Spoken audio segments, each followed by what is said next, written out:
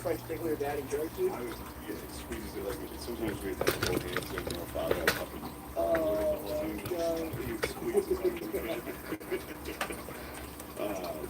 slap in the back of the head was like nearly constant. We flicked hard as fuck. What, from in church?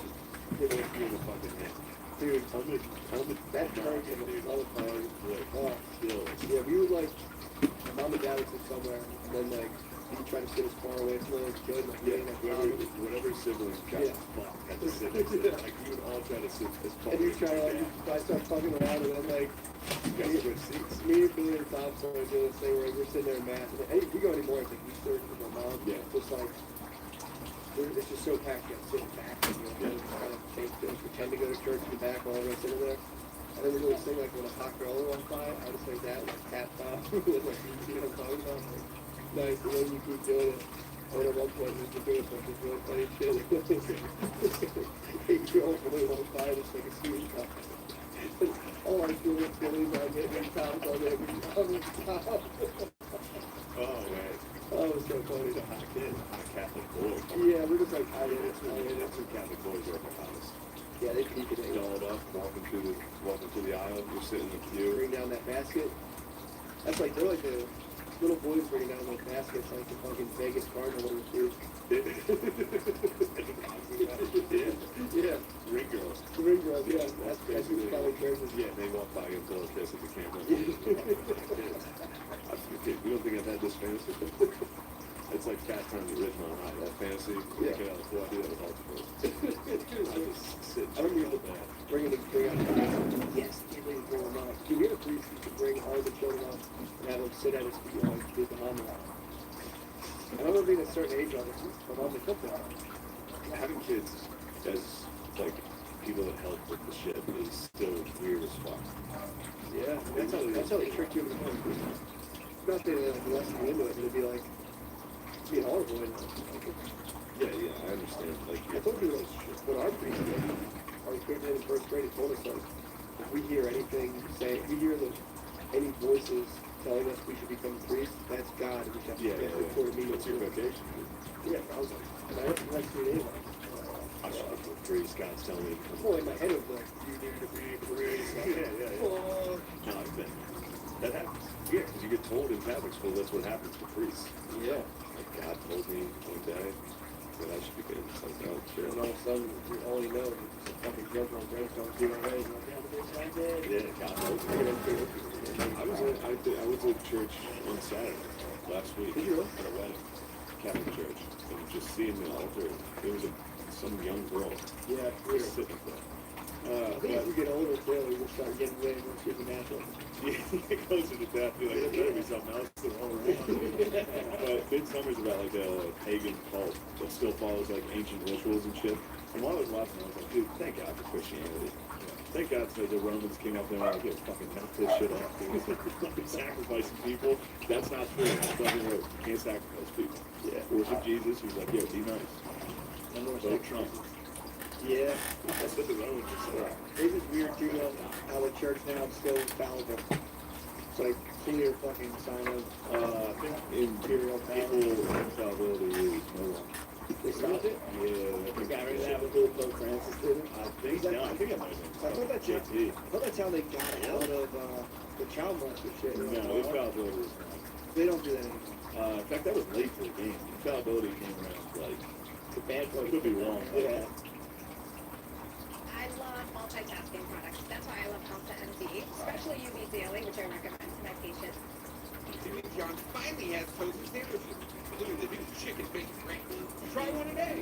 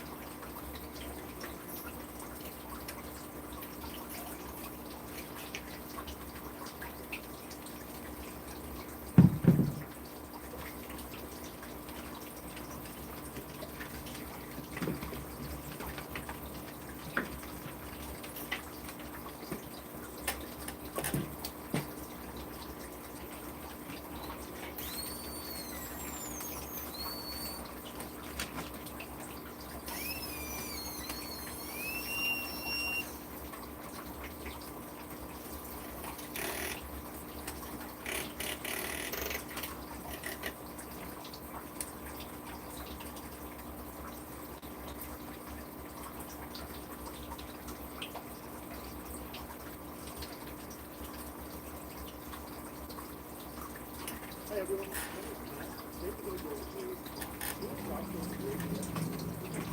Intermediate woodworker that we built over the weekend. For the jewelry box, we're going to be using a mix of both ash and walnut. For the sides, we'll be using the walnut. For the top, we have a nice book match of ash. We'll be using walnut for the bottom as well. So let's get started.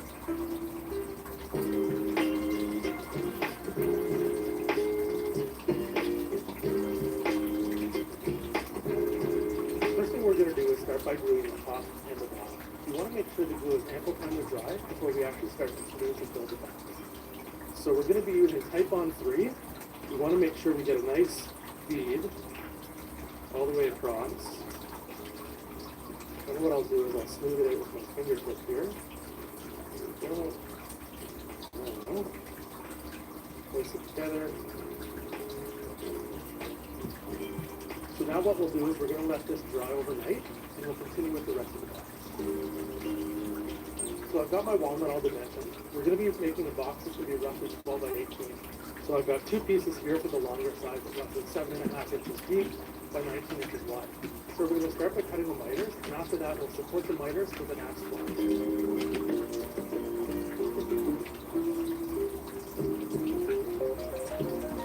So I've just finished cutting the miters. Next thing I want to do is I want to go ahead and actually sand the whole box. You want to make sure that the box is fully sanded before sanding.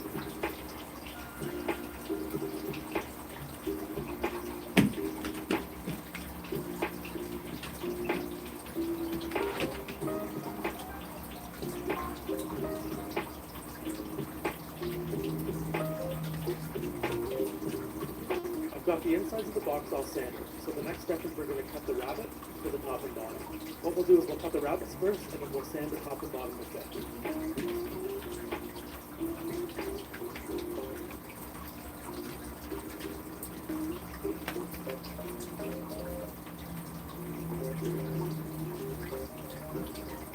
We're all ready to assemble. Everything's all ready to go. One thing we're going to do a little different is that we're not going to glue the top or the bottom in. We're actually going to let those float. So we're going to be using some panel bearings, which will allow the wood to contract and expand throughout the winter and summer months. But what we will do is we will end up gluing the miters. So when we glue the miters, we're going to use the Scotch tape to pull it nice and snug, constantly checking to make sure it's good.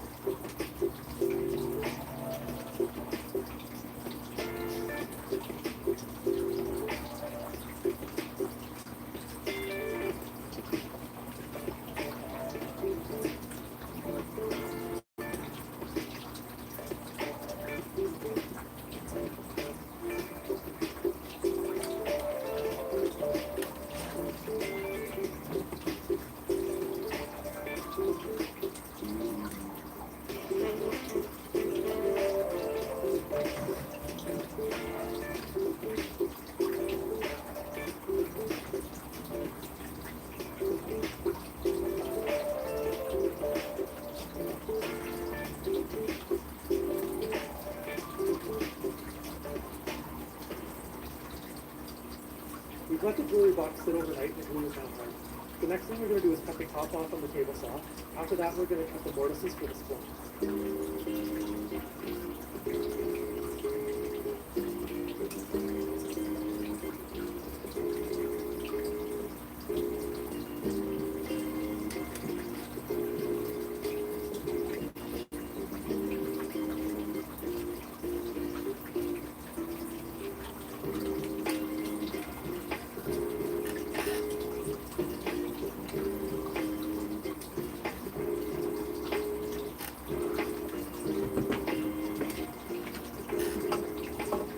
Just trim the top off of the table saw, and we then cut the slots to the splint. We use some bonding tape to help mitigate the chance of blowout happening as you're pushing the box through the saw blade.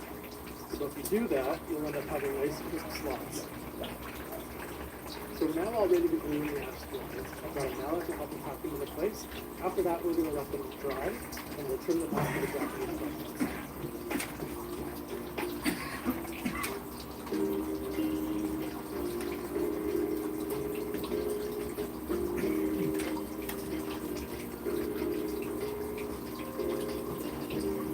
Lines are all seated. We'll let them dry. The next thing we do is cut them off with a Japanese butt cut saw. After that, we'll sand the exterior of the box, and then we'll seat the hinges, and we'll cut the finish. So I'm going to trim off the splines.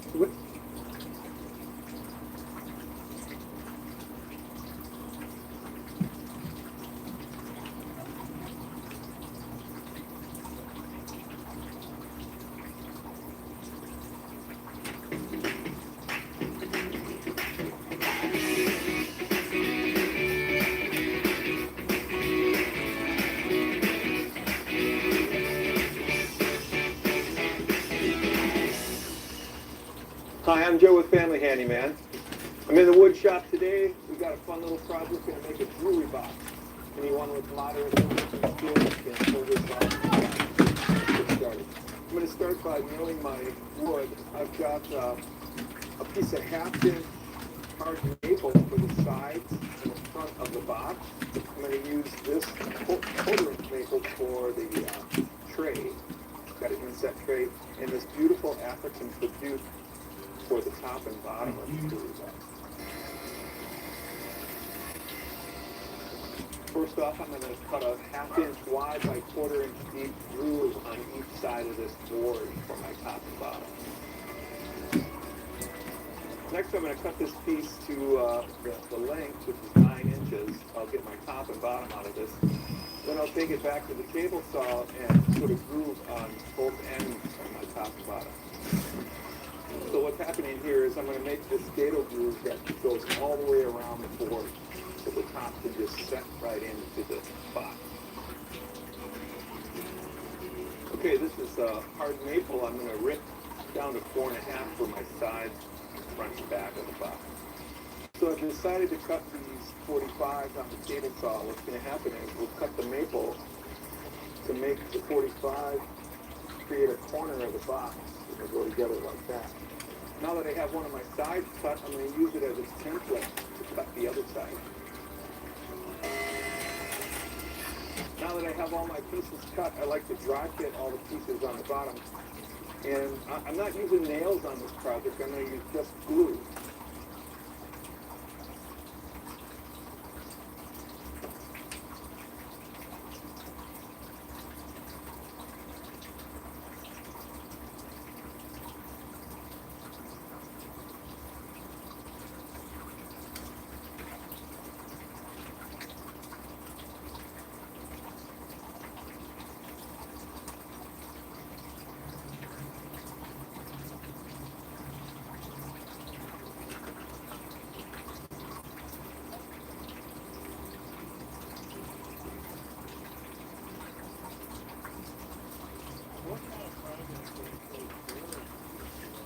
Barrel hinges are these little guys right here.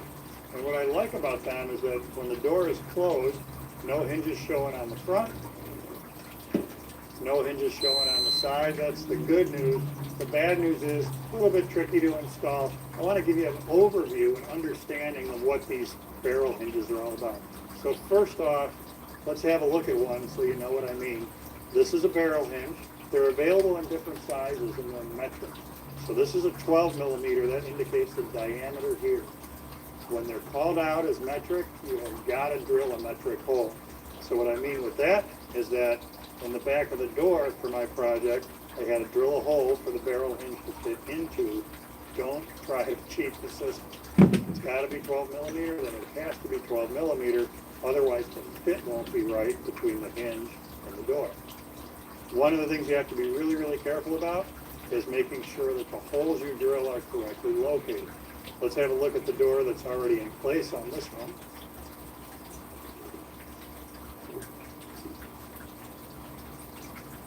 Just looking at this, you can probably tell there's no room at all for adjustment in these. Once the holes are punched in the case, and the holes are punched in the door, basically we install the hinge, and it's either right or it's wrong. If you do any elongating of the hole and move the hinge, you're going to screw up the hole and the hinge won't work. So very, very meticulous on layout to make sure that everything is aligned correctly. Now when they go in, it's a pretty cool system. The way it works is that you'll have to have a very small scale screwdriver to make this happen, because there's a slotted screw right here in the hinge. And when I advance that screw, It acts as a wedge, and it expands the hinge down here. The slot opens up, increases the diameter at the bottom, locking this part of the barrel into the hole to be drilled in the door or in the case. So it's a great way to get concealed hinges involved in one of your projects. Be very, very careful to choose the right diameter.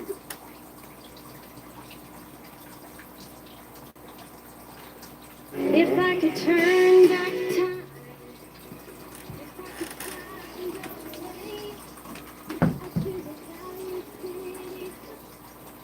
Well, Mike here, put in the wooden box to my wife. We're going to put in the brass barrel hinges.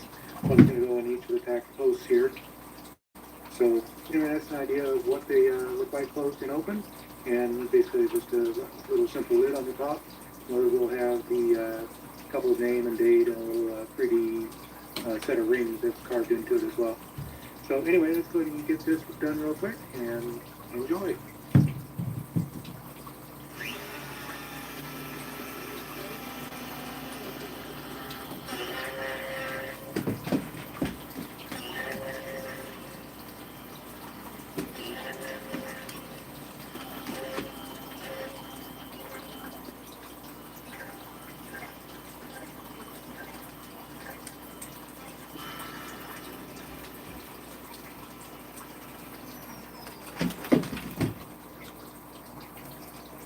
And now we're going to drill the holes for the same hinges in the underside of the top.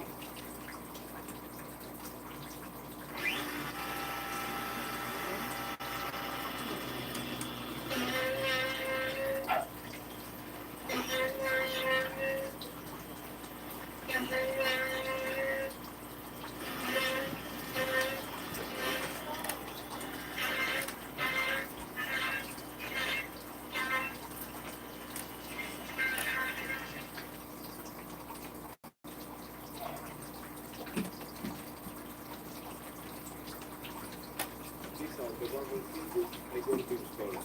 And as you already know, I had some problems to install them in a previous video.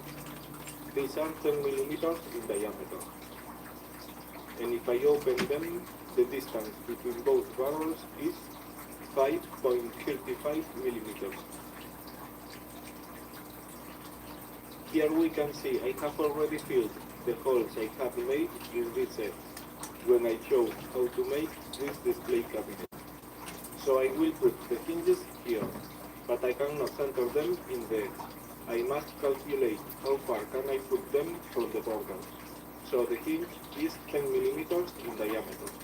And if I put them right against the border, I would have the center at 5 millimeters from the border. We know the distance between both barrels is some more than 5 millimeters.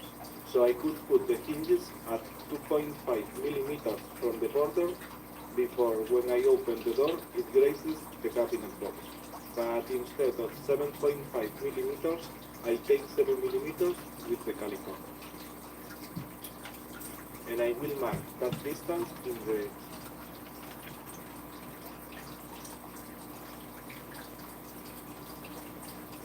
That way I hope the distance from the hinges to the corners is short enough so the door doesn't graze when I open it.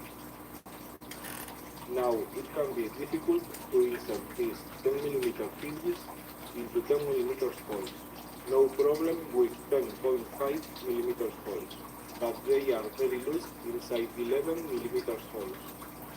So to install these hinges, I will drill 10.5mm holes.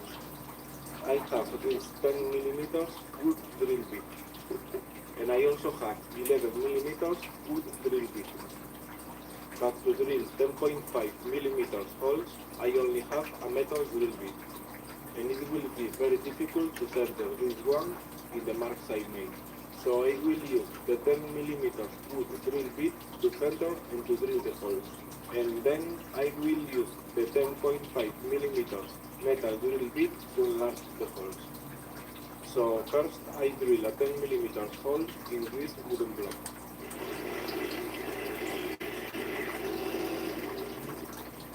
And now I have a piece of tape in the drill bit, so when the tape reaches the wood, the tip of the drill that protrudes the other side is enough to drill the holes I need. Well, actually, I will drill slightly deeper, just in case. Now I align the door with the cabinet box. And I measure and I mark where to put the hinges.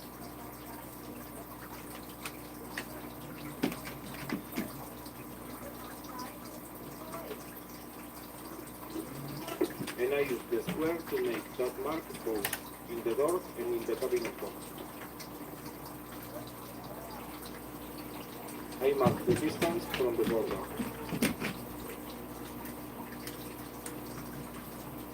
And I use the tip of the bit to make a flip mark.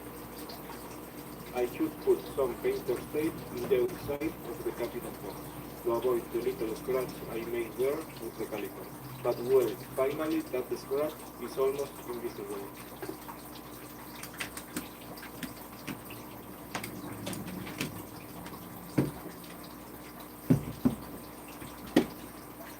Now I insert the drill bit in the hole in the wooden block. I center the tip in the mark. I press the wooden block against the edge of the cabinet and I drill until the tape reaches the wood.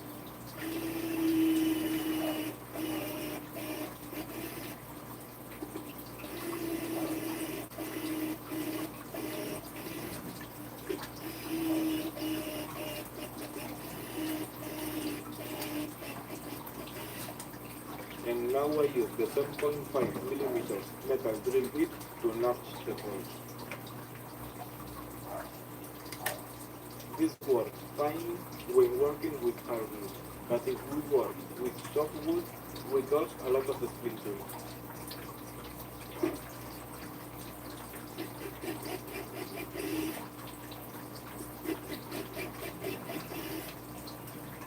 Now here, in this side of the barrel, there is a small screw. And we can see there is a groove in the other side. So if I tighten the screw,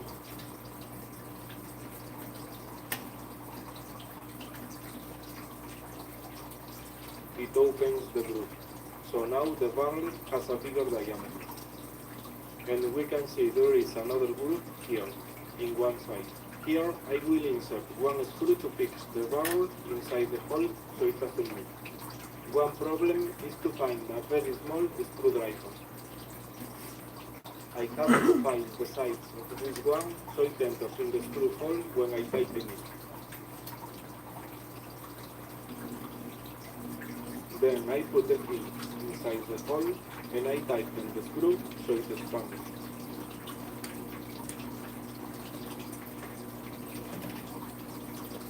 And now I insert one screw in the side groove.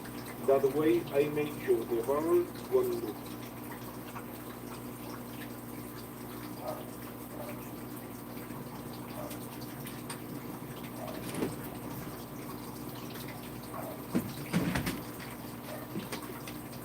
Now I insert the barrels in the holes in the cabinet box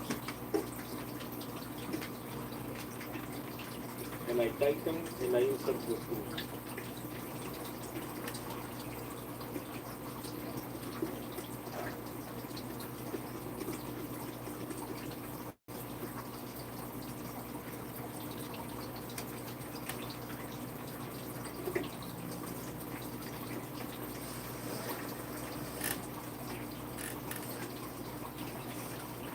And I make sure the lock works. But despite I have some less than 2.5mm between the barrel and the border, the door still grazes when I open it.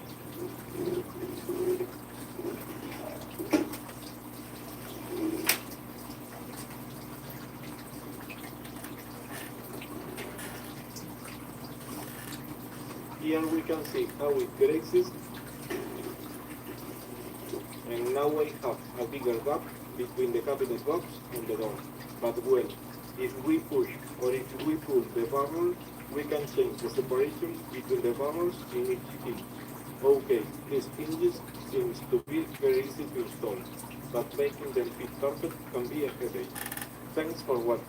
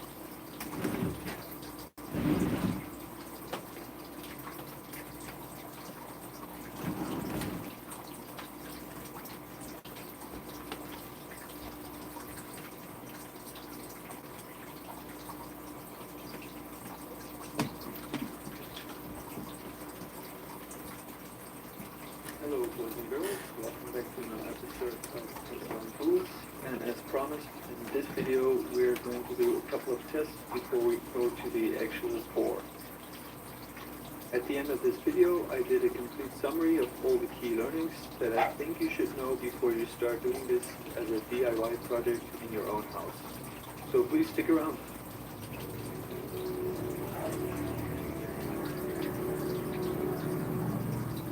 First off, let's talk about mixing. What you'll need is a clean bucket, something reliable to measure some water, and the first thing that you're going to do is pour in the water in your bucket. That's the first sequence. Then you're going to add the powder, and once the powder has been added, then you're going to mix it. Right after the initial mix, it's really important to use a trowel to clean up the edges and the bottom of your bucket, so that all these hard pieces can be dissolved in your second pass with the mixer. Once the edges have been cleaned up, I use the mixer for another 2 to 3 minutes or until I have a very consistent mess. For this first batch, I set the mixer to the maximum speed, but as you can see, this is not the best option as it traps a lot of air. Once it is cured for another 2 to 3 minutes, it's time to start pouring and see how this works. Immediately, I could see that there was still a lot of air trapped in it, and it wasn't really floating the way I wanted to. So in order to get these air bubbles out of there and see if this spike roller really does a good job, I decided to give it a try on only half of this batch and see the results afterwards. You can clearly see that the area that I've worked on with the spike roller has a texture to it, whereas the other end looks a lot more smooth. As for the amount of air bubbles, I didn't really see a big difference between both sides. It kind of looks as if the air bubbles on the spike roller side are distributed a little bit better, but they're still there, so there wasn't much of a difference.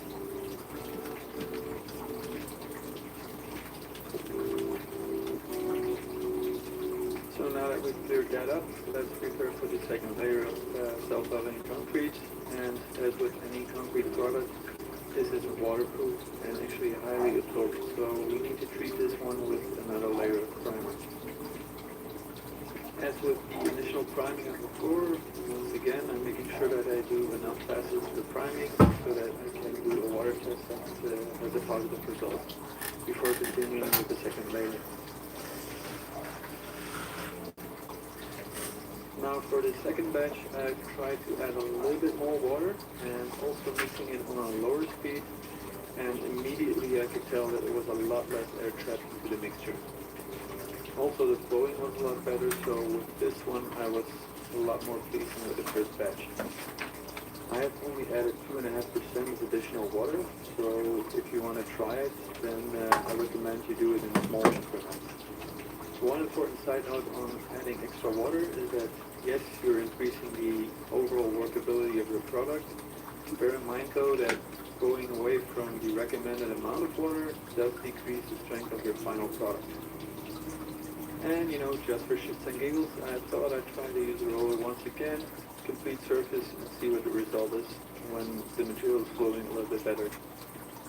One thing I did notice is that once the roller is going through the mixture, the spikes are actually pulling up the material and dropping it back off. And this kind of gives it a second flow, making sure that all the edges and then the overlaps are being blended in nicely.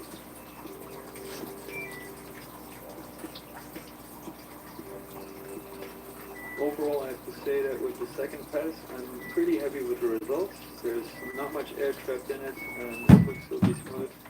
It was easy to work with, and I'm dying to see how it looks when it's dried up. Now here you can see a side-by-side comparison. This is the first batch, and all the air bubbles that are trapped in it. This is the second batch with 100 millimeters of extra water, and there's hardly any air bubbles left. And of course, before we can continue, we have to add another layer of primer. Since the primer needs some time to dry up, it's a good moment to install this piece of insulation on the walls.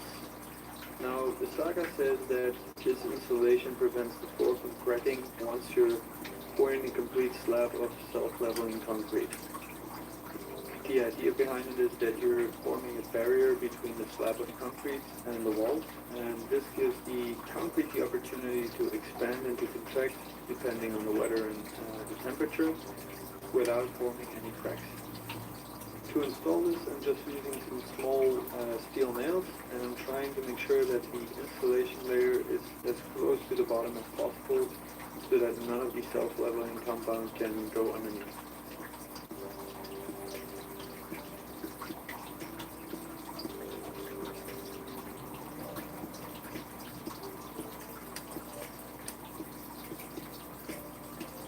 In this next test, I'm going to try and mix two bags at the same time, see if this is still workable and if it actually saves me time or creates more problems down the road. Now the first thing that I noticed that there's a lot more chunks in there, and it becomes a lot more difficult to scrape it away with a trowel because the whole mixture is a lot deeper. I have to say though that transporting a bucket with only one bag inside is a lot easier. As for the actual pouring, I have to admit that having this much compound ready, it put a little bit of stress on me since you only have limited amount of time to install all the stuff before it starts to harden out. So my preference goes to one bag per batch. Once again, giving it a pass with the spike roller, and as you can see, it really helps to even out the complete surface. There you go. Before I apply a new layer of primer, I make sure that this slab is completely dried up. This will increase the drying speed. This gives me plenty of time to reinstall my laser and check all the ground levels to see at which spots I can do some more tests.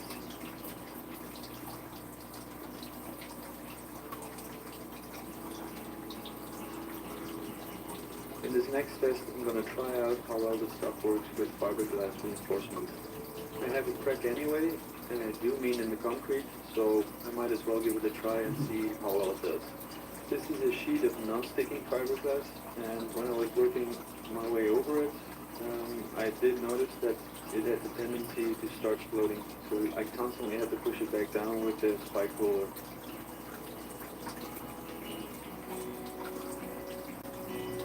Here once again you can clearly see the effect of the spike roller. You see the boundary in the middle, and as I'm going over it, it kind of disappears, so it serves as a way to blend in the two batches of self-leveling concrete. After everything is dried up, you can clearly see that certain patches of the glass fiber come to the surface. So you can work with it, but I would recommend that you would do it in separate layers so that with the first layer you're trapping it, and then with the next layer you're covering everything up. In the back part of my garage I still have some height to fill in, and this was an ideal opportunity to see how well it works if I pour this on a relatively fresh layer of self-leveling compound. And as you will see, on the right side, which had the previous layer, it wasn't sealed properly. And because I didn't do an absorbency test, I kind of forgot about it. But you see that there's a lot of air bubbles escaping, and yeah, this is going to backfire. If your underground is not sealed properly, then this will be the result. And it doesn't matter if you use this spike roller extensively, which I did. As long as there's air trapped in the lower layer that can rise up, then this is the effect that you will get. And you know, since the spike roller didn't help anymore, the only sensible thing to do for me was to, well, lie myself to sleep and wait for the result. After a long night of crying, I was actually quite happy that this happened during my first trial and not in the final layer. Time to man up and move on.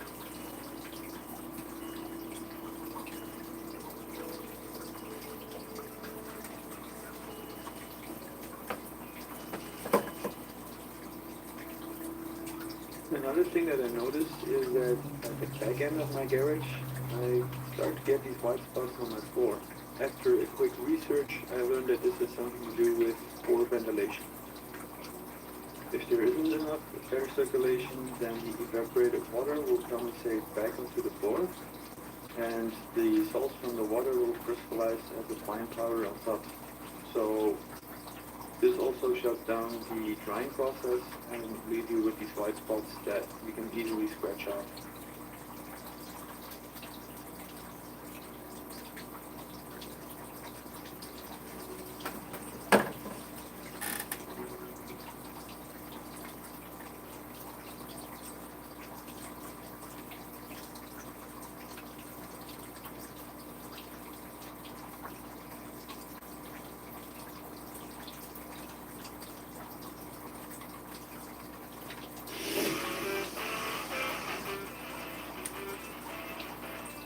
Welcome to Factory Pro Tip on Even Flat Repair.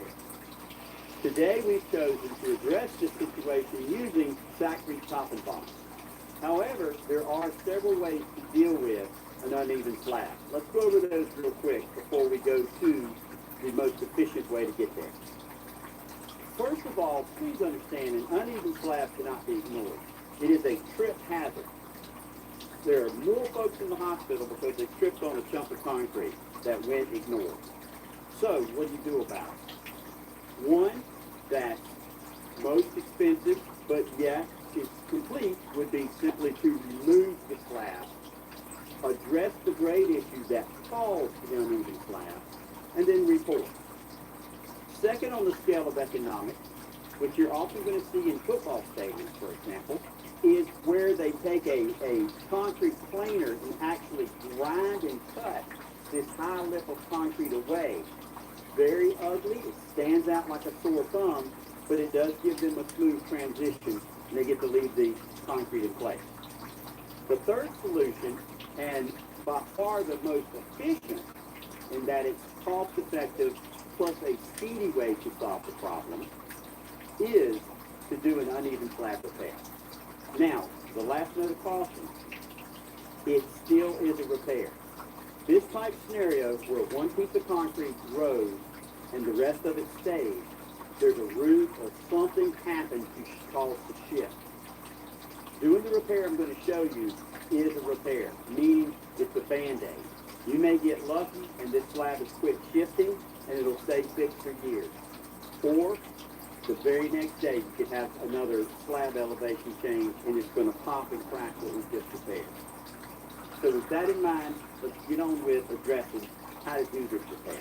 The first step in what we're going to do is deciding how far out you want to take the slope you're going to create that gets rid of this tripping hazard.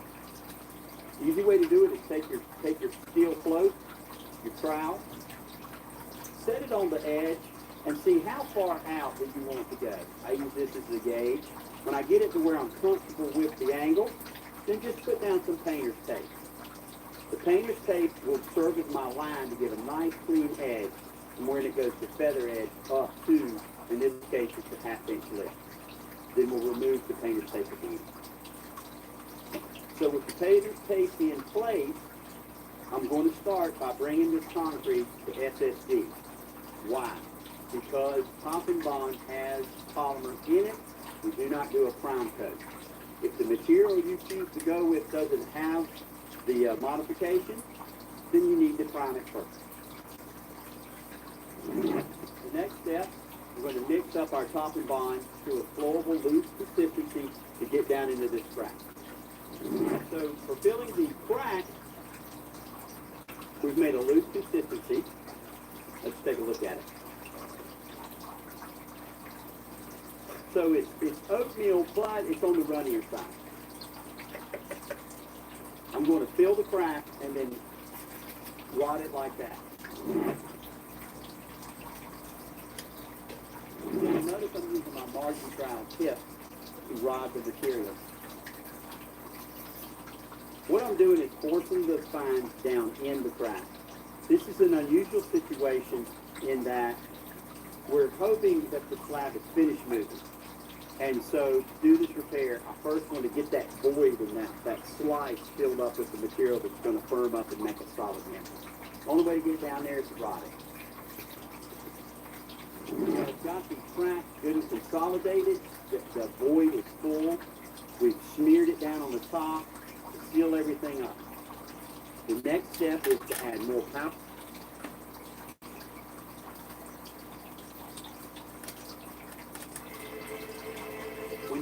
diabetes. Progress is cutting your coffee like you like it, without an audience.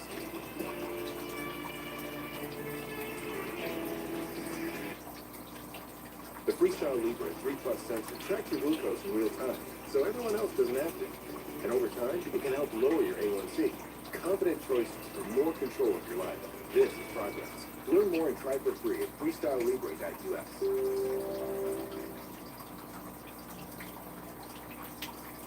Wherever the road takes you, Chevy is ready to drive you forward with pure power unleashed and future forward. Hey everybody, I'm here today to show you a quick video that I made of myself using self-leveling cement in my basement. Now for the first part of the video, you can see that I'm mixing the self-leveling cement, and then I started to put the self-leveling cement on the basement floor in the area that I wanted to level off, and I started doing it with a small container. But when I realized that that wasn't working as effectively as I had wanted it to, I started pouring it out with the larger bucket.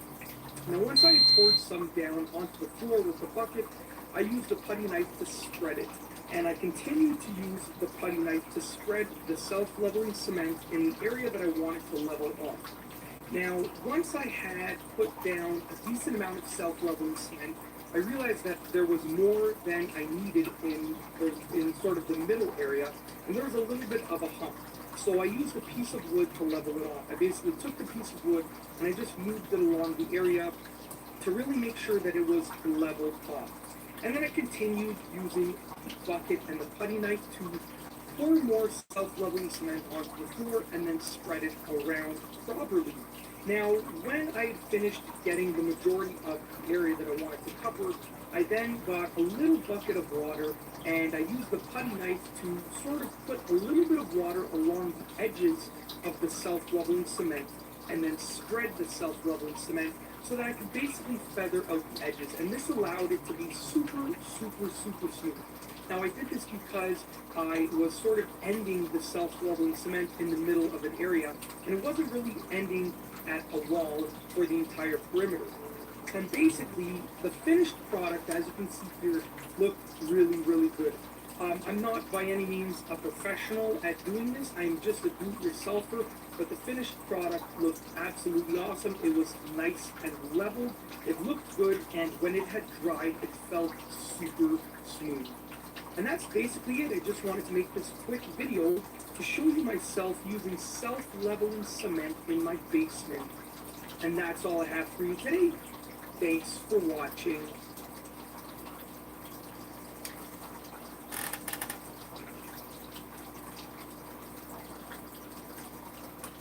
I'm Alex Muir, and this is a super detailed guide to levelling a floor using self-leveling compound. We'll throw in a few hints and tips, and here's the first tip: buckets. These black buckets, you find them everywhere, and on the inside there's a scale that shows you your number of litres and gallons, and it's pretty hard to read because it's black and it's just kind of slightly embossed on the surface of the bucket. So what I do, whenever I buy these buckets, I grab a paintbrush and some white gloss, and I just run a bead of white gloss paint up the scale. And that means that then when you look at that scale, it's really easy to read in any lighting conditions at all. I found myself, in a normal one of these buckets, you're in there with your mobile phone with the torch, trying to find, how many litres have I got in there? The phone's in the bucket. It's inevitably going to happen to me. That makes life a lot easier with these buckets. Let's level this floor. We've got a 42 square metre workshop here with a concrete floor which has just been poured. Now, there's two problems. Oh, by the way, 42 square metres is 420 square feet for our American friends. So this is a good sized room to level in. This is a fairly big job if you were DIY levelling. So this floor has a couple of problems with it, with this concrete. One is it's very dusty. And what you find is, when you've got concrete which has been laid with a little bit too much water, the water rises to the surface and it brings up the cement with it. And then you end up with a surface coating of water, and the water evaporates, leaving a kind of dusty powder on the surface. And you can see that probably more visibly here. And it's got a name which escapes me now. Give me a second and I'll think of it. Latent. So, latex is what it is, and it's this powdery substance which nothing really adheres to. Basically, you want to scrape it up or sweep it up, because with a bare concrete floor like this, and you don't seal it, you'll always have dust rising off this floor. I think people will have experience of never-ending sweeping on a concrete floor. You sweep it, the dust still comes up, you sweep it some more, and there's more dust. So that's what we're trying to solve here. Obviously, the other problem is the floor is not completely even. We've got dips and valleys and things across here, around 5 millimeters deep in places. So, we poured a self-leveling compound, and it's going to do two things for us. Firstly, it's going to level this floor and give it a nice finish. Second, it's going to deal with the dust situation. And basically, it's going to seal this floor. Self-leveling compound is relatively cheap, and in fact, I find it not much more expensive to just self-level a floor rather than buy concrete sealant, do a few coats of that, because self-leveling compound gives you that level floor, and it's also harder wear and it's going to last longer. Let's get started. Hi there. I'm leveling a floor. So the first thing you want to do with your floor is just get a straight edge and just run that around the floor, checking at various points to see where's the high spots, where are low. Home is where your couch.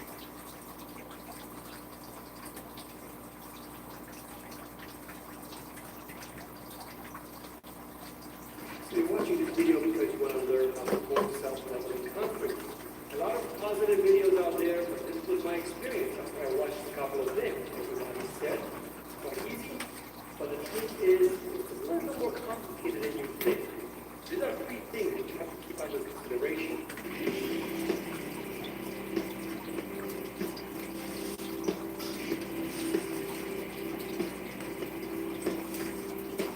The principle behind self-leveling floors is that you see the YouTube video. It's very, very easy. You pour in, you put the stuff on the ground, and it's level to that.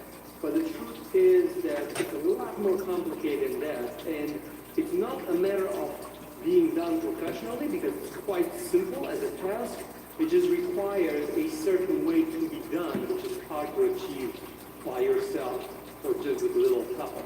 Because we did it ourselves, we had to pour it with a bucket, which is a 20-liter or a 5-gallon bucket. And as you can see, there are patches of where the bucket was poured. That is not the problem. The problem is that you cannot get the consistency if you mix everything together. We took 15, 25 kilogram or 50-pound bags to put in this entire room. And because of that, we couldn't mix them all into one big bucket. It was a half a ton of concrete. So we had to mix them separately in each bucket. And every spot that you see, it's a bucket that had a different concentration of concrete because of the types of the bags that we had. You see shades over here of color, and you're wondering what happened. Was the pre-mixture mixed wrong? And that's not the case. The bags do differ. The type of the cement that you bought is very, very important. We noticed this bag that they were filling up the buckets more or less when we were mixing them with the same amount of water, 7 liters or almost 2 gallons, which was the prescribed recipe. The problem was that some of them had more sand and some of them had less sand, and that's why you see the huge difference in colors. This is not about the pre-mixing, it's about the way that the bags were sorted out by the factory. Getting a constant mixture is very, very important, and that can only be achieved if you use one of those professional tools. Using a big barrel to mix everything together has another big advantage. When we poured this concrete, we had to pour one bucket. And even though it filled up some gas halfway, it didn't fill them up all the way. For example, on that wall, I had a difference between the middle and the sides of almost 2 centimeters. Now I have 1 centimeter, which is about a little bit less than half an inch. Why? Because the content, even though it flew towards the edges, it was not perfectly formed. So here in the middle, where the level is, I have a higher spot, and because we did it by buckets, it was not able to fill everything properly to the level. So if you want to have a perfect roof where that edge over there, that corner over there, is the same height as that corner over there, and the same height as this corner over there, you have to pour it all at once. A truck with mixed cement is really the best way. So you can rent a truck, and then you can have them pour the cement. It's really the best way. If you're going to do it by buckets, you're going to have it on spots. So you're not going to have it a perfect flat. It is flat where you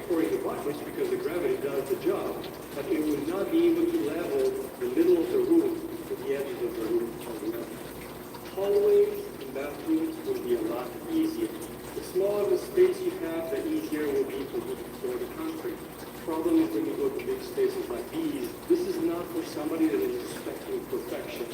And perfection is not necessarily necessary, because if I'm losing from the center of the room to that edge 1 centimeter or 3/8 of an inch, it's really not the end of the world. On a level floor or on a laminated floor, you're not going to be able to see those kind of differences. But if you're a professional and you're going to check it with a level, you're going to see the differences. And having a core with a mechanized system, like a truck, it's really the best way to do it. And the third reason is hard work, really hard work. Bags are heavy, even if you do small batches, like the patches that we have here in the ground.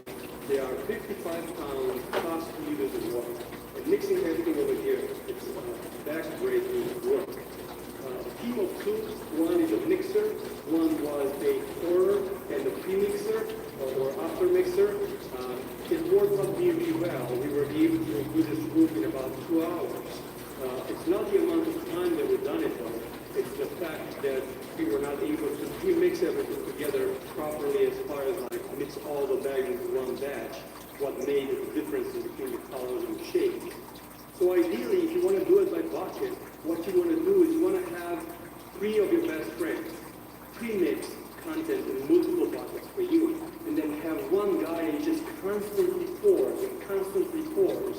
And we had a couple of minutes between the first bucket and the second bucket, and then we had a couple of minutes between the third bucket and the fourth bucket, and you would clearly see. If you could pour this entire room 10 buckets at a time, that would be the best way. So have somebody pre-mix those things for you, and then you have to pour them right away. So somebody has to put their drill in, dump the bucket while the other one is mixing, dump the bucket while the other one is mixing, dump the bucket while the other one is mixing. So it's extremely complicated, it's a complex task to be done right, and that way you could have been able to fill everything as a big puddle of concrete, and it would sell a lot better. That's how those big barrels work. They just dump the entire quantity at one time. And in our case, 15 bags plus water would have been about half a ton of all the concrete needed to be stored at once to be able to be perfect. This will work perfectly for laminated floors. And the distance of maybe 30 feet over there, maybe 25 feet. Not a huge deal because it's a centimeter to 3/8 of an inch. That's the range of a quarter, even though maybe there's a little bit of fine. But if you're a perfectionist and you're watching these videos on YouTube, because you can't expect self-leveling to be self-leveling, it is a lot more complicated, and too many people are posting only positive videos about how easy this could be done by yourself, and do it yourself, and not hard at all, and trying to be all encouraging. I just want to bring reality before you start a project like this to your life, reality to your life. And it's a lot harder than it looks. A lot harder because logistically, statistically, backbreaking, and all the other stuff you might want to calculate before bringing somebody to the ruler or the side. Make the right decision based on the information you've seen in this video, and I hope it helps. Let me know what you think. Goodbye. I travel a lot. In order to get from Nevada to Utah to Baja California, it's definitely critical to have a fire. Leo Green's just up in the game. And these fires have been outstanding and living up to all my expectations.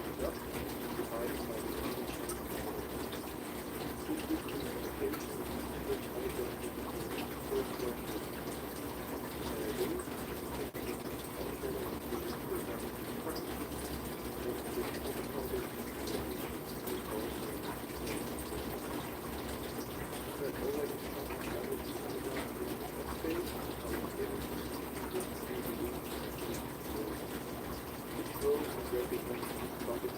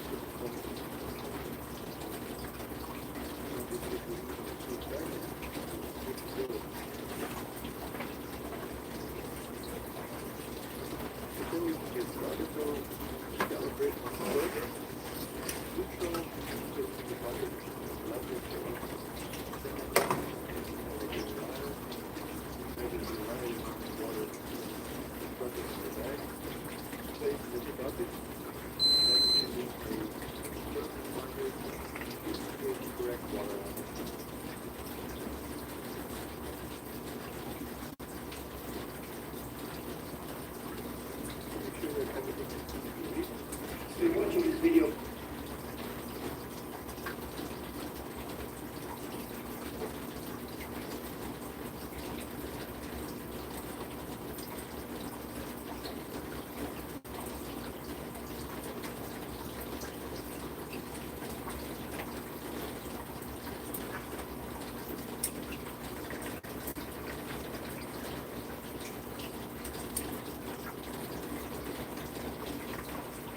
Alright, so I wanted to do this particular video for all the people out there that are thinking about getting wood floors, laminate floors.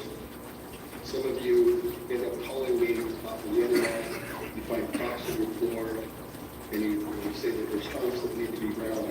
I wanted to show you exactly what happens in certain conditions where you think that there's really a hump, it's really not. It's really a low spot next to it, creating the illusion.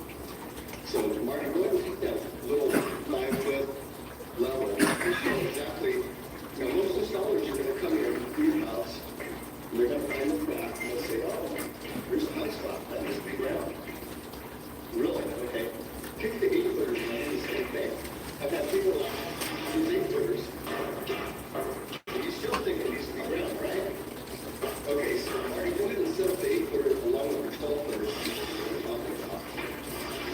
If you notice, that straight edge here is laying all over the level on there. It lines up all the way across, and touches over to there. You don't really have a hump here. You have a low spot. And so when we're out grinding floors professionally, because we have the true kind of grinder that actually accepts concrete, when we're done grinding, there may be the illusion of a high spot still left over. Because we did some grinding on this crack here to get it to be in this elevation. But if you try to grind this to an 8-footer laid flat, all you do is you move the spot over to the elbow here, and you just create a bigger low spot. It doesn't solve anything. So you have to have at least a 10 or 12 foot straight edges in order to actually see what the concrete's doing. And this just demonstrates how most installers will make the mistake of thinking that there's a hump when they're just using a little 5-foot or 6-foot level, because you can't get a full picture on what's happening. As you can see up here, it's like full protection there. And then here's the low spot again, it's not through here. So if you ever hire us to grinding, and when we're done, we tell you that there's still some low spots around, that means that if you put a small straight edge like that on there, it will lock, because you're dipping down into the low spot of the concrete, the shit is filled up. So don't go off of an installer's assessment using only a 5, 6, 8-foot straight edge. It really requires 10 feet or longer straight edges to actually see what the entire concrete is doing.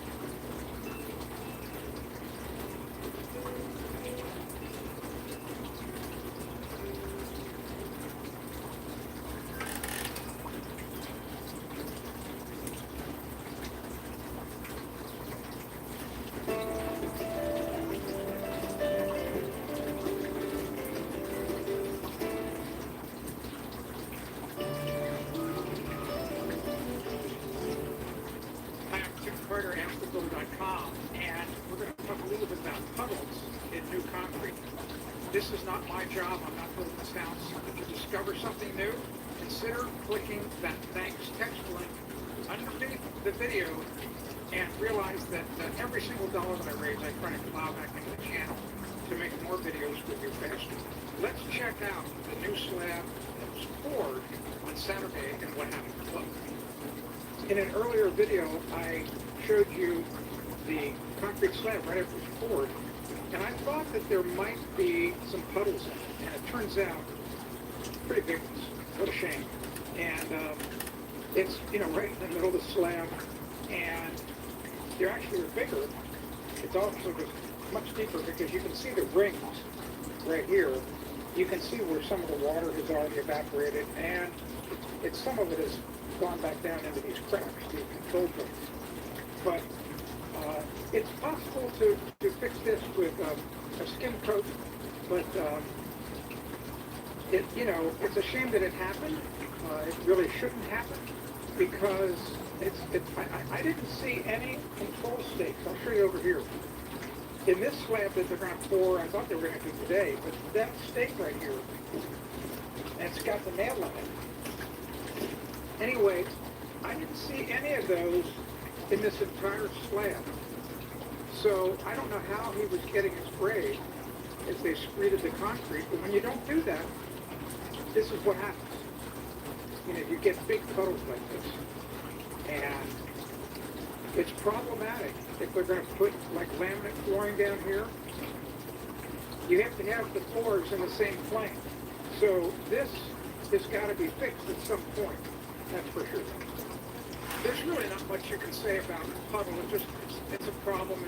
It's not easy per se to prevent it. I mean, it takes a bit of work. It takes a lot of skill. And it's a shame that it happened. There are lots of ways to make sure it doesn't happen. And maybe the finisher did not have enough help. Who knows what it is? It really doesn't matter. The good news is that you can repair it. And it's not too hard to repair, but it's a shame that you have to do the repair. And keep this in mind, that if you're thinking ahead and you're pouring a concrete slab, depending on what type of flooring you're going to have on it, many of the floorings are really important. Like this carpet, who cares? Big deal, right? Except that this puddle's pretty deep. Looks to me like at least a half-inch deep, right? That's a problem. That can be a problem. But for laminate flooring, never going to work, all right? The floors have to be in the same plane. Doesn't mean they have to be level. It just means they have to be in the same plane where there's no humps and no dips. If you need help on a job, I do phone coaching, and I just had a gentleman call me about doing it. And he's some plumbing work done, doesn't live too far away, so I'm going to help him over the phone. Might even stop by his job. And if you discover something new, consider clicking that thanks button that is underneath the video, really a text.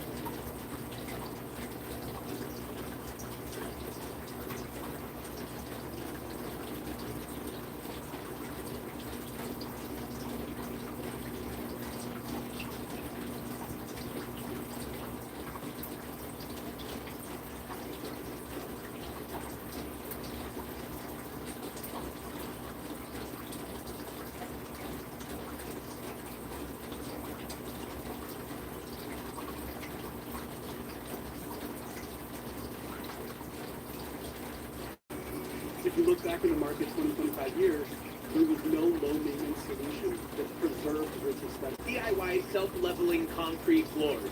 It was designed by my buddy Ben from...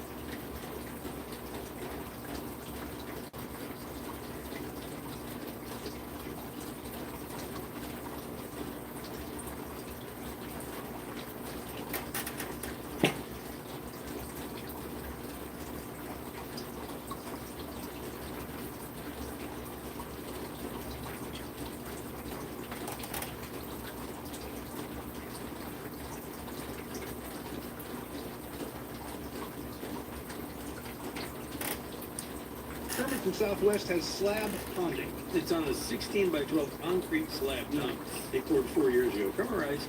It's for my back patio, my backyard, but it now has a belly in it, as you can see in this photograph that he sent from the top. Isn't that lovely? It's Lake Kermit out there in the middle. Okay. And he says, I was told that I could use a product called concrete resurfacer. And I'd like to know if, in fact, that is the case to re-level the slab. I don't know of anything that's going to hold up to the weather that you can just put on there out of the bag like that.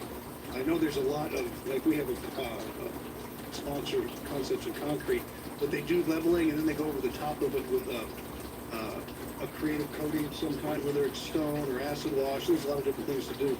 But I think it's the first step of several steps to make that look good and get rid of that ponding. You can fill it up, but it would just look like, it would look terrible unless you put something on top. Like a big old bit. Yeah, no, so it can be leveled, yes. I think and I think a coating, a resurfacing on top of that would give it a nice sharp look. Because he can add a grade to it as he's putting that stuff on. Right, we just did that to my own front sidewalk. CIC did that for us, so it does work. Oh, so you can get it done. Yeah. And you can get it done. That is, if you have questions you try and get done to an answer, you can do that by visiting homeshowradio.com. Click on the Ask Tom tab, and you'll find more videos just like this.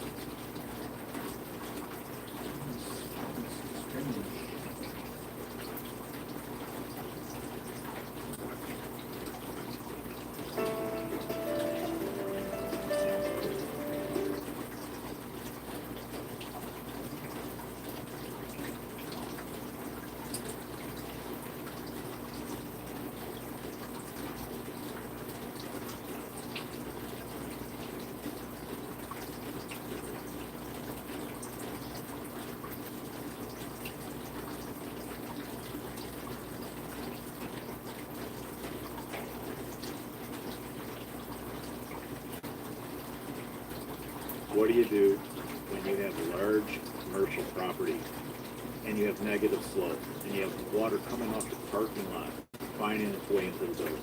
Well, we're going to show you exactly what we did here. We're going to show you the anatomy of the system. I'm going to take you through it and I'm going to explain it to you. We didn't bust out the concrete. We didn't put in new concrete. It wasn't needed. We went ahead and we put a pipe underneath this entranceway.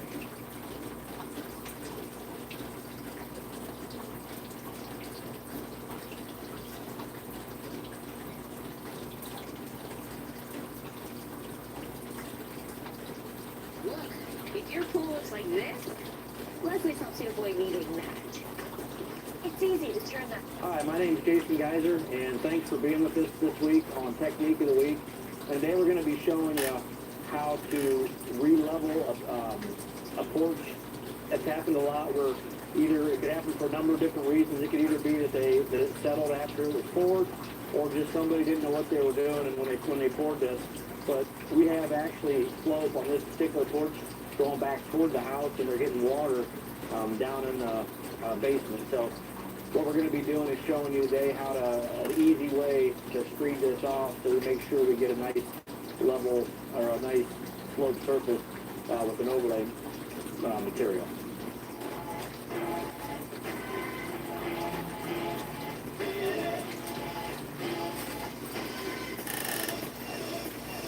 Cut it about the same size, or it could be a little bit bigger than the actual porch. And all I'm going to do then is take a screw. I know I want 3/4 back here, so I'm just going to fasten the screw into the bottom of this. I'm just going to screw it in there so we get 3/4 of an inch. What this allows me to do is when I ride this along here and we pull the material, it's going to keep it all at a consistent height this way and slope it down to nothing over here. I'm going to spray this board just to help kind of keep the material from sticking real hard to this so it's easier to clean in. So just make it so it has less of a buildup on it as I'm doing it. So when I pull this board back, I'm pushing down on it pretty hard because I want it to be tight out here with a 2x4, and I want it to be tight against the screw on this side. So when I pull it back, and I can push it back out this way.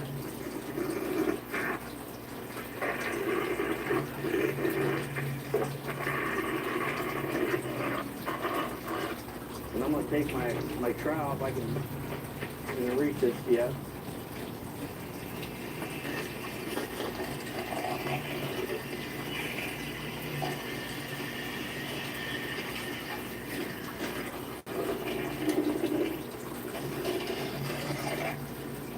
And Jeff's going to take this blade smoother and just run that through there. That's it for this week's Technique of the Week. Join us next week where we'll be showing you guys.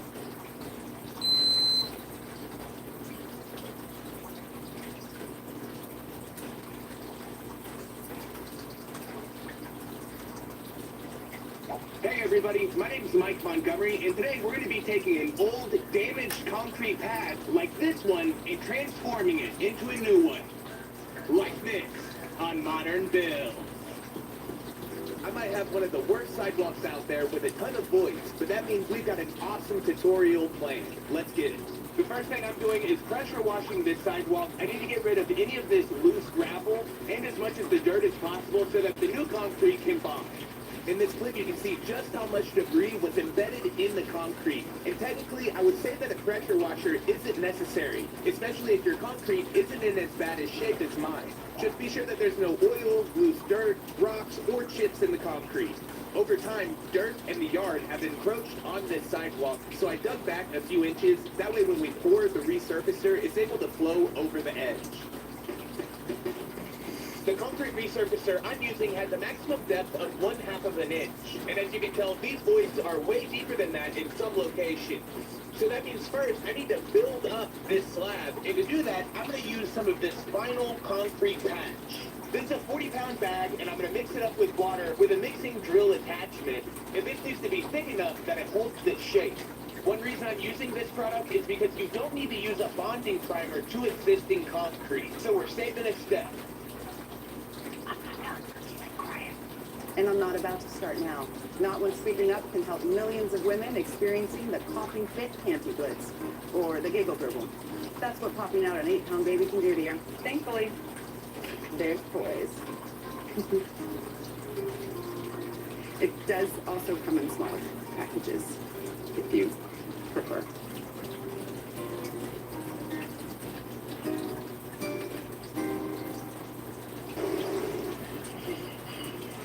Distractions.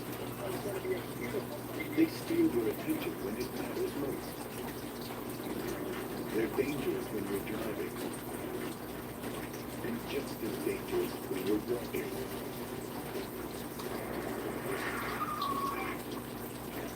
Driving or walking, see and be seen.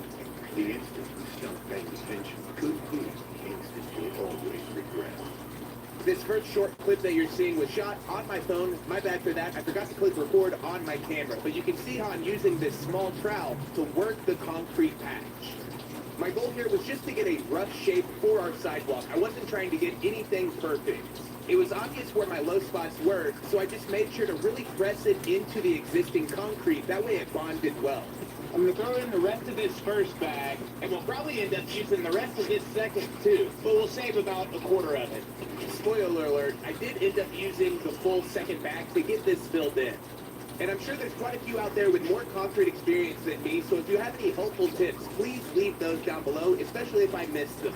Next, I'm going to use the flat edge on this board, referencing the undamaged part of our concrete, to level off the high points in our concrete.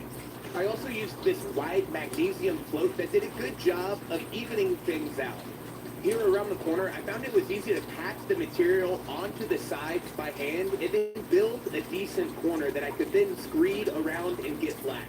And we had just enough material to kind of get everything flat with the 2 bags that I had mixed up. Already our slab's looking way better. It's in one piece, but I do still have a couple of low spots. You can see like right here, in between the flat sections of the old slab. So what I'm going to do really quick is use a honing block, which is a 20 grit abrasive, to take down any of the high points on our first coat. That way we don't build up material, screening a surface that's higher than we want. And likewise, I made sure that I didn't dig in with my honing block because I still needed to build up the layer. I just wanted to make sure that my trowel had a good, smooth surface to reference. Now, the likelihood of you all needing to do a second coat with the concrete patch is low. Remember, I've got a very distressed sidewalk that I'm working with here. I would imagine most people just have a few small sections or a corner that they need to fix, and then they can do a resurface. But in Modern Builds fashion, we're kind of taking it to the extreme, kind of showing what's possible using these products.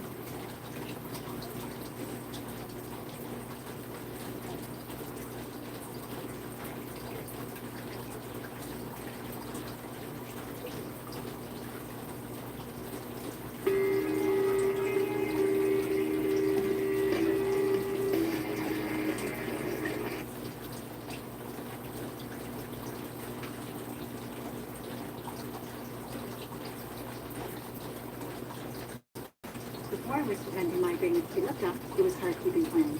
Now I consider volunteering more often. Jess, you signed up to chaperone your field trip.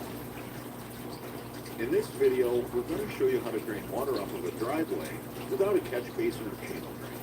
This is very common. When the grass is higher up along the edges of the driveway, or maybe the landscape's built up higher, water just seems to lay against the edge of the driveway, whether it's cement or asphalt. The other problem, if it's steep, is erosion issues. The water builds up on the driveway, it comes off in one point only, and it cuts a big groove through the landscape or the yard. It destroys retaining walls.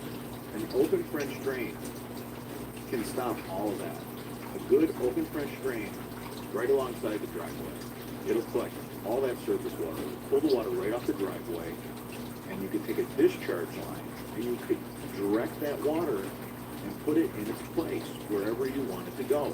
In this case, we had our open French drain tied to a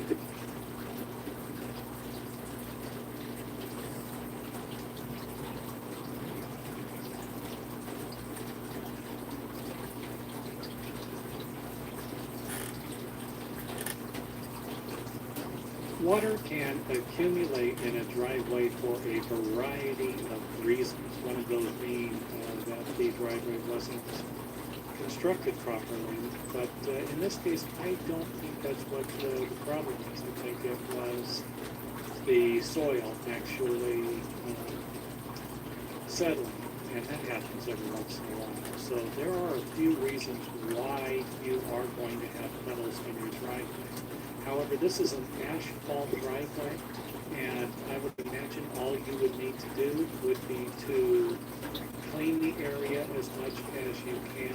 You know, give it a nice cleaning, get a brush out there, clean it with some water, get rid of all the water, let it dry, and then add some new asphalt to the area and bring it back up to a good height where the water will not accumulate anymore. Now, there is one more thing I'd like to point out, and that, of course, is the slope should be at least 1/4 of an inch per foot away from the building if possible.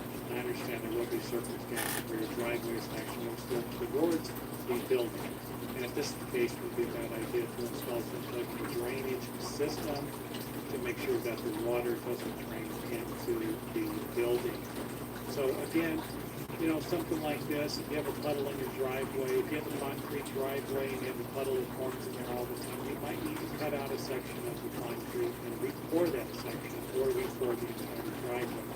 One of the biggest problems with puddles like this when they form in a driveway will usually have something to do with pore compaction or the soil underneath the driveway is actually settling, and it'll create pockets. And of course, these pockets, as the soil compacts or settles, can create voids, air pockets underneath the concrete or asphalt driveway. When the concrete has rebar in it, it's going to hold up a little better than asphalt. Asphalt, let's face it, is just going to actually settle as the soil settles. It will actually move, and that is what I think happened here.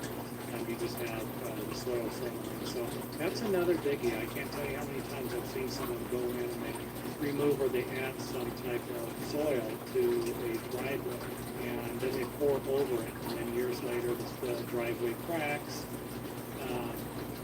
or you have other problems with it, pools, puddles forming, and then you keep going, gosh, what the heck happened? Well, it all goes back probably to the construction, the original design and construction of the driveway itself. So something like this, what are you going to do? You're going to tear the entire driveway out? You could tear the driveway out and replace it with concrete or the asphalt. That would be what you do.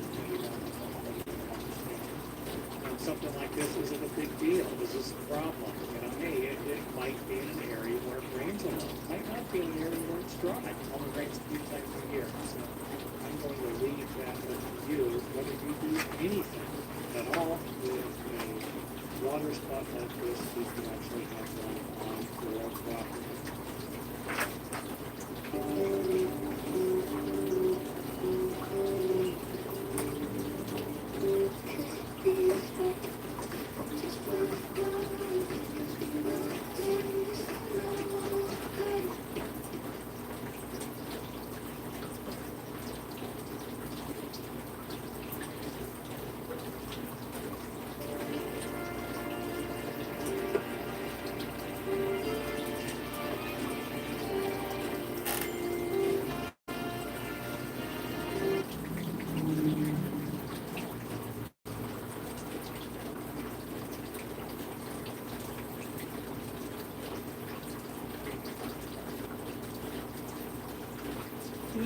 video, I will be providing you with a few examples how water can accumulate around your house or any other structures, including the patios and sidewalks and the driveways. Now, realistically, you are going to have one of two problems that causes this: soil erosion or soil settlement.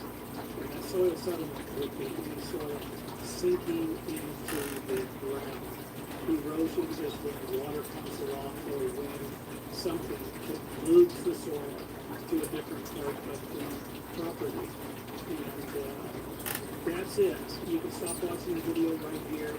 You know, if you have water around here, you need to figure out how to drain it, get it to drain away from the house to another part of the property.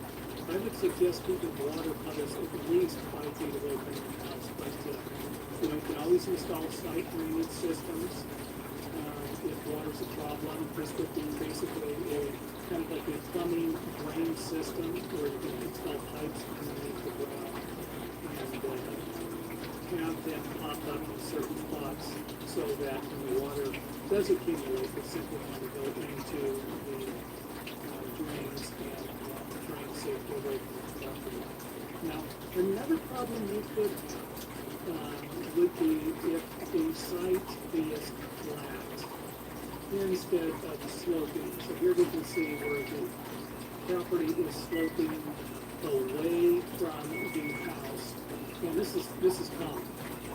And most of the homes I lived in, the back of the property drained toward the front where the drain into the street or into the gutter drainage system and down to the wherever it goes, but it's not on their property. So this right here is really common, but you're not going to be, you're not going to have this situation all the time.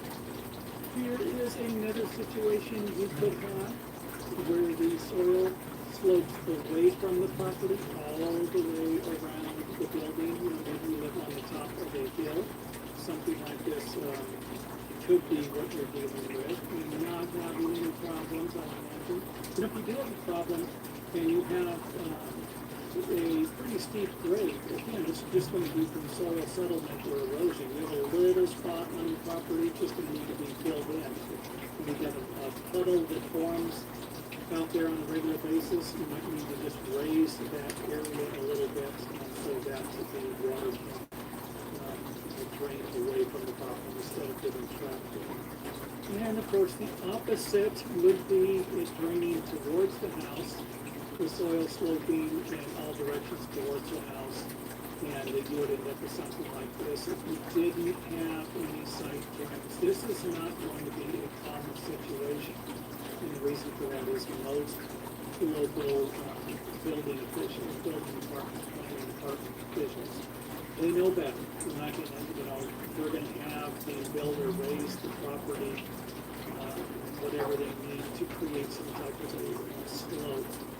Now, here's a situation that would be a little more common. You might have the water draining towards the building on one or two sides, and then draining away from it safely. So you're going to have, now I have this being level, but in reality, if you had a situation like this, it would be sloping up here. So the water would come down and then come down here and away from the property. If this was level and water came down, it could accumulate around the house, and of course that wouldn't be good for your home. I mean, one thing about these sinkholes, or you have a little hole, you look, you know, water accumulates, and you have a spot that's maybe 3 foot wide one year, and then next year it's about 4 or 5 feet wide.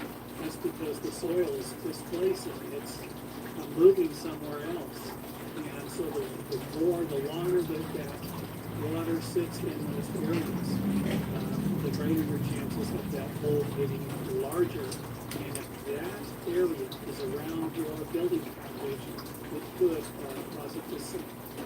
Now, another problem we need to address would be instead of the soil sinking, it is actually moving and accumulating and creating some type of a dam, something to block the water, prevent it from flowing off of the property. And you might not get a perfect triangle pool here like I got in this example, but if you do, you live in a house, you've lived in it for 10 or 15 years, and you notice that there are problems like these, then it could very well be something I've addressed in this video, because the water is creating the soil. It's either moving the soil, or it is causing the soil to sink. If it moves it to an area, and it props it up, you have debris, you have leaves, you have soil, sticks, just like a little beaver dam, this accumulates over time. And it might even be under a deck. You might have a spot on your property that's forcing the water away from another spot, or forcing it to be trapped in another spot. And again, like I said, this is not big for a building operation. How much could you save by switching your car insurance to Allstate? Well, let's say this is you. Hello. And this is you at $468. Woohoo! Drivers who switch to Allstate save an average of $468. Click to get a quote today.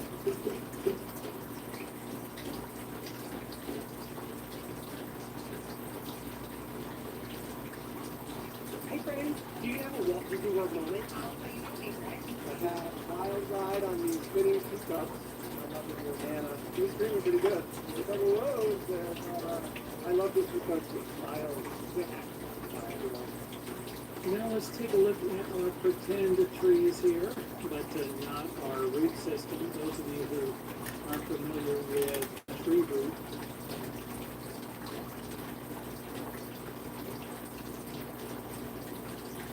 Here's a great video for the DIY solving a drainage problem for under $10. And we're going to find out for this, we're going to test it when we're done. So this is called vertical drainage. And I want you to see this because this could change everything as far as yard drain and trench drain. Hey, good morning, Chester about the drain. We are sent across a bunch of videos from the Netherlands. And these videos are about vertical drainage. In other words, not horizontal, where we're going to trench drain, yard drain, things like that. This goes straight down the ground. Very economical, budget friendly. Take a look. What we're going to do is dig some holes and see if it actually works. We've got to get down below the hard stand. So it depends on how deep your hard stand is, but 24 inches is about the right depth. So take a look. So the first thing we're going to do is we're going to cut off a section of side. Use your shovel, cut off a square section about 9 square inches. Pop this out just like a plug and set it over on your cart. We're going to put that back when we're done. Next, we're going to use the post hole remover. Remember, we got to get down about at least 24 inches. Your hard stand might be deeper than that. It could be 36 or even 48 inches. So you got to get down below that hard stand. So I saw a bunch of videos from a channel in Finland, and they were using what's called vertical drainage. Although they did not show the results, it looked like an interesting project. So using your post hole diggers, dig down at least 24 inches worth.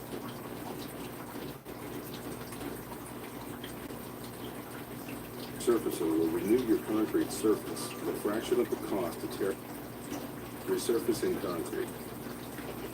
Although concrete is one of the most durable building materials available, time, traffic, and the elements can cause the concrete surface to stall, wear, and discolor. Quikrete Concrete Resurfacer can provide a new, durable, wear-resistant surface on old, worn concrete driveways, sidewalks, and patios that will last the life of your concrete. Quikrete Concrete Resurfacer will renew your concrete surface at a fraction of the cost to tear out and replace old concrete slabs. As with any concrete repair project, proper surface preparation is essential for a successful result. This is especially true for concrete resurfacing. Old concrete must be rigorously cleaned to ensure proper adhesion of the new surface. A high-strength 3,500 psi pressure washer must be used to remove any dirt, oil, grease, or deteriorating concrete prior to the application of concrete resurfacer. Concrete resurfacer is ideal for resurfacing large areas like driveways, patios, and pool decks.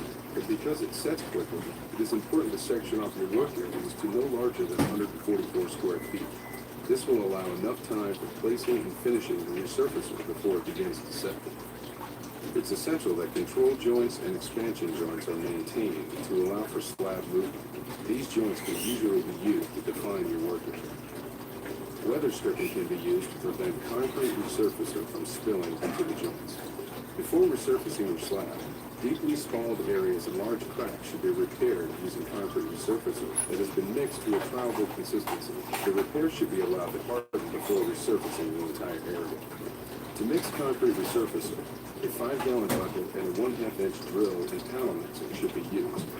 Hand mixing and standard concrete barrel-type mixers cannot be used for this application. When mixing or placing concrete resurfacer, as with any cement mix, it is important to wear safety glasses and waterproof gloves. Measure and add 3.5 quarts of clean, cool water to the 5-gallon bucket to mix 1 40-pound bag of concrete resurfacer. Then begin to add the powder to the water while mixing. Mix for about 5 minutes until a lump-free, pourable consistency is achieved. If the mix is too thick, add water sparingly to reach the consistency of syrup. If the mix is too thin, additional powder can be added. 1 40-pound bag of concrete resurfacer covers about 90 square feet, 1/8 of an inch thick. So a typical 16-foot by 24-foot driveway will use about 5 bags of resurfacer. Because the application process is continuous, it is always best to have a few extra bags to allow for any changes in thickness or waste. Prior to applying concrete resurfacer, saturate the surface with water and then remove any standing water. Concrete acts like a rigid sponge. Dampening the concrete will cool the slab and prevent the mixing water from being drawn out of the material during the resurfacer application. You are now ready to begin the application process. Pour the resurfacer onto the concrete in 1-foot wide strips. Then, using a long-handled squeegee, scrub the material into the concrete surface. Working back and forth, evenly spread the resurfacer onto the slab. After about 5 minutes, a non-slip finish can be applied using a concrete broom. Make long strokes across the full distance of the work area without stopping. All broom strokes should be made in the same direction for uniformity of appearance. A concrete edging tool can also be used within about 20 minutes of pouring the resurfacer. Concrete resurfacer has a working time of about 30 minutes at 73 degrees. In hotter weather, the working time will be reduced. Using cold mixing water and keeping the bags of concrete resurfacer shaded will help extend the application time. Under normal conditions, no special curing is required, although in temperatures over 90 degrees, moisture with a fine water mixed for 24 to 48 hours.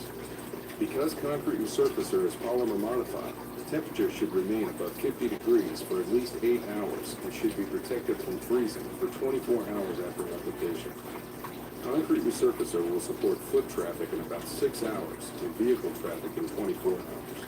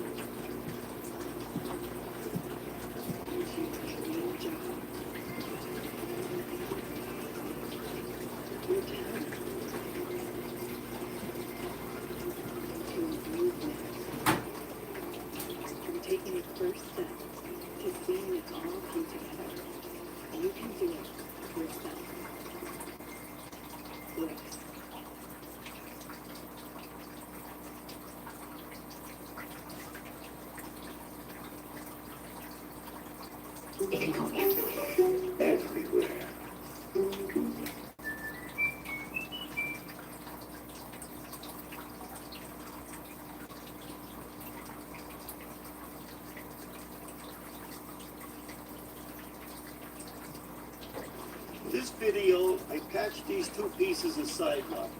That piece, I used a real fast dry and cement and covered it with mud.